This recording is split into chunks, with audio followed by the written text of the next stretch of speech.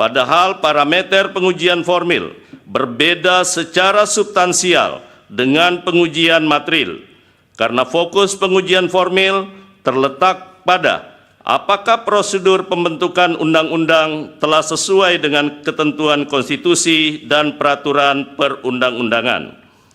Para pemohon perkara 81 yang merupakan organisasi masyarakat sipil atau lembaga swadaya masyarakat, serta para pemohon lainnya yang berprofesi sebagai mahasiswa, aktivis, ibu rumah tangga tidak memiliki pertautan langsung karena para pemohon bukan merupakan prajurit aktif dan bukan siswa sekolah kedinasan militer, serta tidak mendaftar sebagai calon prajurit Tentara Nasional Indonesia.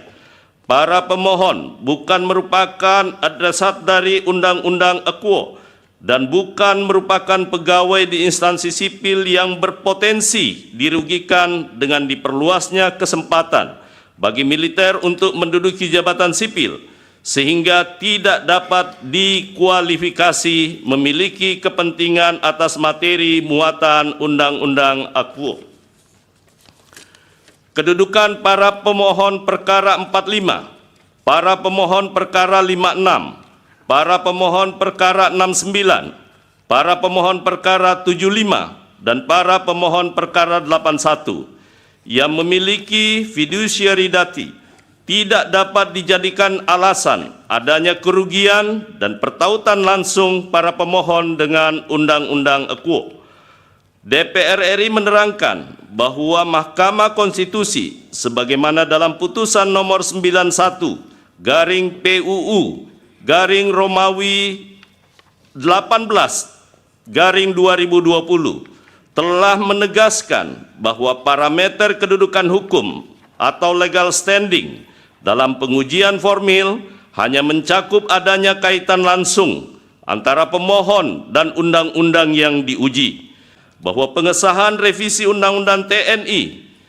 menyimpangi rule of law dan prinsip-prinsip demokrasi, serta substansi yang menghasilkan dui fungsi TNI yang tidak berorientasi pada penguatan profesionalisme TNI, serta keamanan dan pertahanan negara.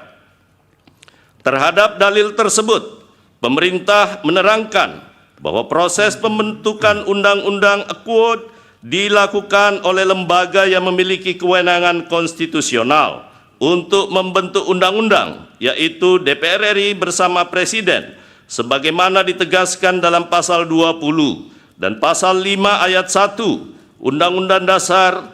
1945.